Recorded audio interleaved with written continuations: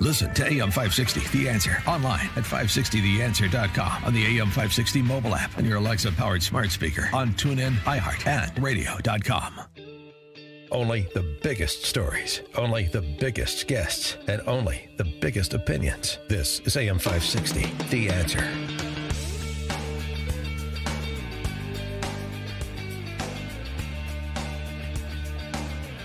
Good morning, Dan and Amy, and let's catch up on COVID-19. There's a lot to catch up on as the debates continue to rage over the education of children and young adults. Yeah, and then that picture that was taken at that high school in Georgia today, they're having e-learning now for 2 weeks because 9 students and 3 staff members had COVID. I mean, it's just, and everybody is asymptomatic. Joelle Simpson at Children's National Hospital in D.C. Are children susceptible to catching the virus? Absolutely. Are they able to transmit the virus? Absolutely. One of the largest studies in the world on coronavirus in schools carried out in 100 institutions in Britain. The conclusion? There is very little evidence that the virus is transmitted there.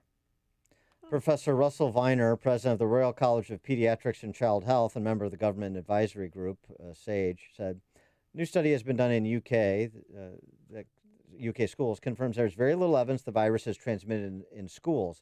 This is some of the largest data you will find on schools anywhere. Britain has done very well in terms of thinking of collecting data in schools. So who's right? Stockholm and Sweden, the worst example. Human experimentation. Oh, if I hear that one more time. That's one view, mostly advanced by the New York Times and the press corps and the lockdown artists.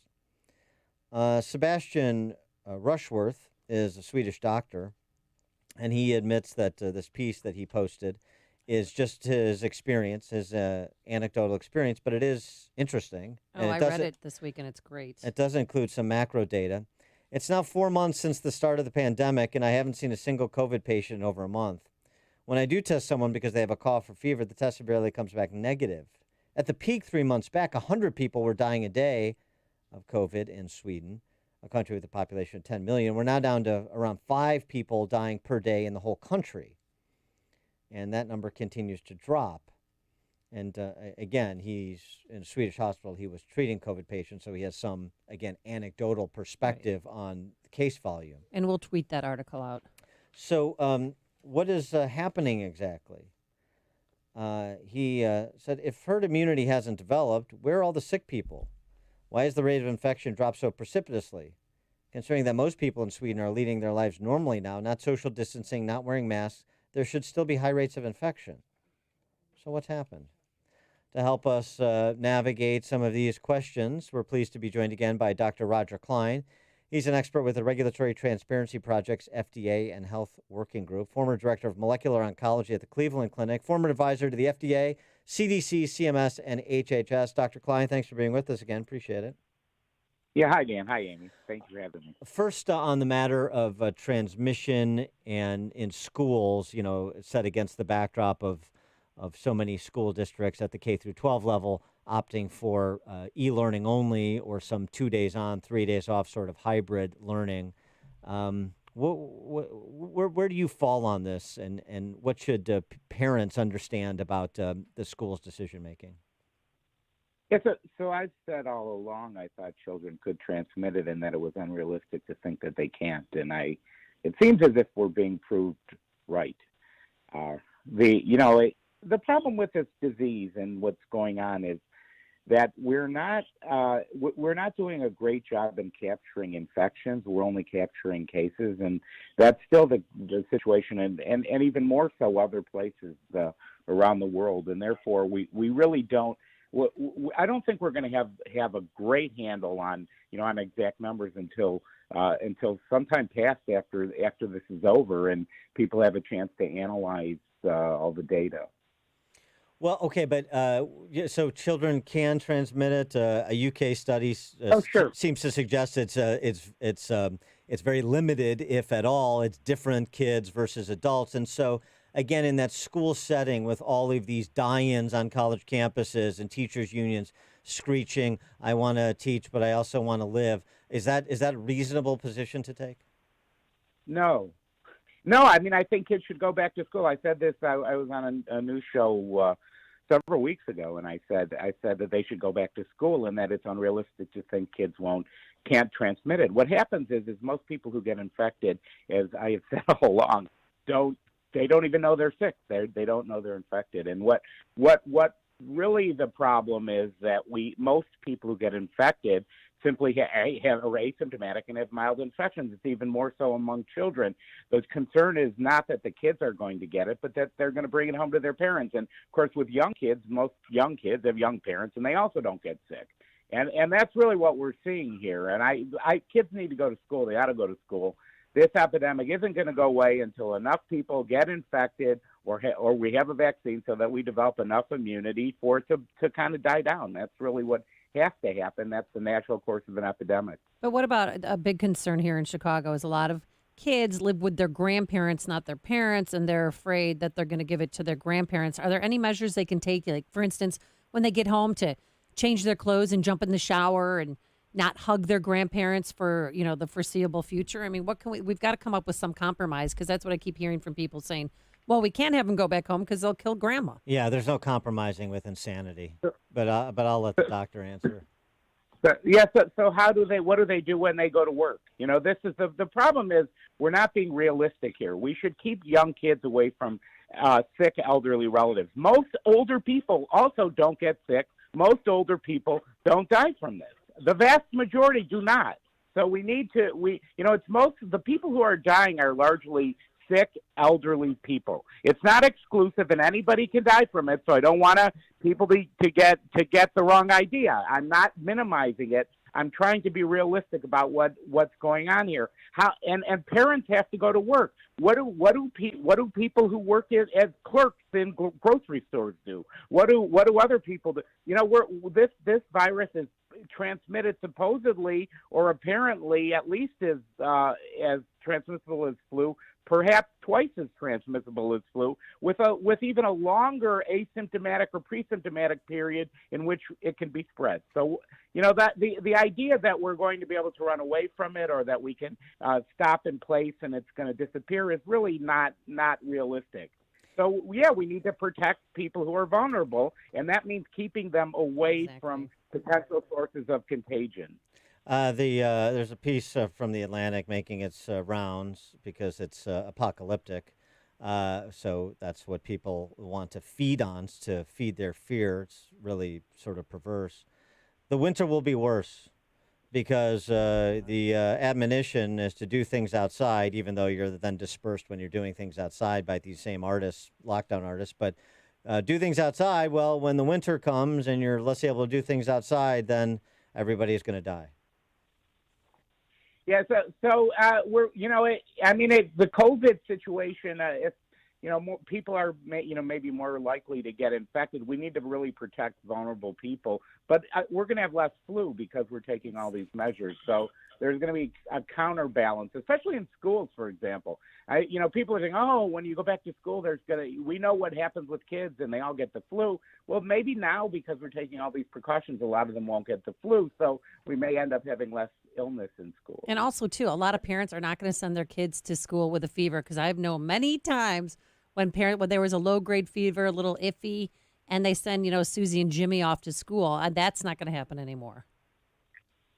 Yeah, probably not. I mean, but I think we really need to be realistic about this. And I was with a friend, a neurosurgeon this weekend. He said to me, I think and he's seeing these patients, and he said to me, I think what's going to happen is after the election is that people are going to stop talking about it. I'm not convinced of that, but I do think that the media has played really a negative role here, because I think they're exaggerating the risk most people have from this virus.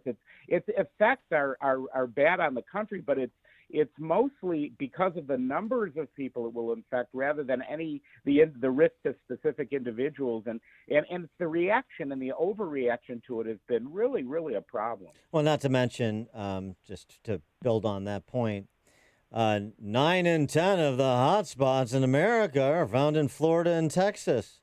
And then you actually look at the hot spots. So the number one hot spot in America, according to this analysis of the that was, again, it's not the CDC's fault, but this analysis, effectively, this editorial comment masquerading as a news story at Yahoo News, the number one hotspot in America? What?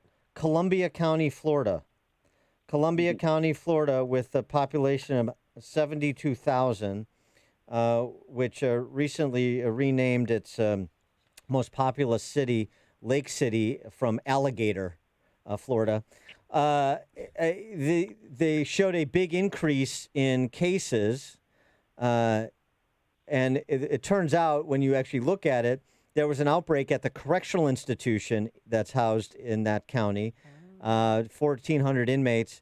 The infection in that prison accounts for 54% of the county's COVID-19 cases. But that's not the part reported. It's just the hot spots are in Florida and Texas, and you go down and you look at other similarly relatively sparsely populated, smaller counties in both Florida and Texas, and you find that what you saw is a little bit of an increase off a base of very few cases and very few deaths. And now these are hot spots that, to build off of their contention that New York City is Cheyenne, Wyoming, is Bismarck, South Dakota, is Orlando, Florida, is Austin, Texas. Yeah, so I hope people don't listen to this. So the problem with cases cases at this point are a meaningless number, and they're mostly a function of testing. And so I think we need to what we need to do is understand that there are easily in the United States 10 times the number of infections as there are cases. So and that shouldn't alarm people. It should actually comfort them because most people don't get sick. And so, or are seriously ill, let's put it that way. And CDC did a study, a serology study in a bunch of cities, and this is what their conclusion was that there were over 10 times as many infections. That's CDC, and they did that on commercial samples of people who were presenting for medical care. So it's possible that number is a significant understatement. If you look around the world and you look at deaths and you look at death rates and you look at case rates and you look at testing, you're going to see that much of this has to do with the numbers of asymptomatic or mildly symptomatic cases that are identified, and that's going to be the biggest determinant of a lot of these types of calculations. But as it turns out, most of these states, like Texas, for example, is on a population basis is doing quite well for reported deaths versus states like New Jersey and New York, which, I mean, I've got the numbers here. I think New Jersey has 6 times the number of deaths per population as Texas does, and 3 times the numbers of reported deaths as Arizona. So I think, they've got a long way to go. Well, per population, per million. Yeah, I mean, it seems to me, and by the way, I think I said Bismarck, South Dakota. Bismarck, North Dakota, Pierre, South Dakota, for those keeping track of state capitals at home. Please. Sorry about that. Even NPR, though, reporting, mounting evidence suggests coronavirus is more common and less deadly than it first appeared. Oh, you don't say. But it's still being reported and talked about like he got it. He got the infection. It's a death sentence. That's the way it's being reported. And it just is difficult to walk people back to terra firma when they think that an infection is a death sentence. Yes. So I mean, I've been on a number of shows with well-known people who have had it and have had no symptoms. And, you got to start to think when Louis Gohmert gets on television and he's infected and he's got no symptoms and he didn't know it. And I was on with the mayor of Tempe a few weeks ago, and he said he'd had it and he didn't have any symptoms. You got to start to realize that these people who are well-known and getting it and don't have symptoms are the norm, not the exception. And what we're seeing out of hospitals are those people who ended up in the hospital. And they're the sickest people, and that doesn't represent the disease. It represents the tip of the iceberg, but the worst tip. He is Dr. Roger Klein, expert with the Regulatory Transparency Project's FDA and Health Working Group, former director of molecular oncology at the Cleveland Clinic, and advisor to the FDA, CDC, CMS, and HHS. You should probably take his advice to heart, Yes. parents out there thinking about schooling for your kids. Dr. Klein, thanks for joining us. Appreciate it. Yes, and look at hospitalization rates, not people who have it. And he joined us on our turnkey.pro answer line. You've made the switch, and it feels so good. You've switched to Chicago's Morning Answer on AM 560. The Answer. Balance of Nature's fruits and vegetables in a capsule, changing the world one life at a time. I was a fighter in the 70s. And when the 2000s hit, I had my shoulder operated on. And I'm thinking, okay, here it comes. And I heard the commercials. I thought, well, I might as well try this. I had retired from teaching karate in the late 90s. And right now I'm teaching again every week since I've been taking Balance of Nature. I'm back at it. And I'm actually sparring with these kids. I'll be 65 in June. It's almost like your body's been starving for this. And you start feeding it, and everything starts reversing itself. It's just a great thing. I'll keep being one of your preachers of this because it just works. And I can't thank Balance of Nature enough. Right now, Balance of Nature is offering free shipping and 35% off on any new preferred order. Call 1-800-2468-751 or go to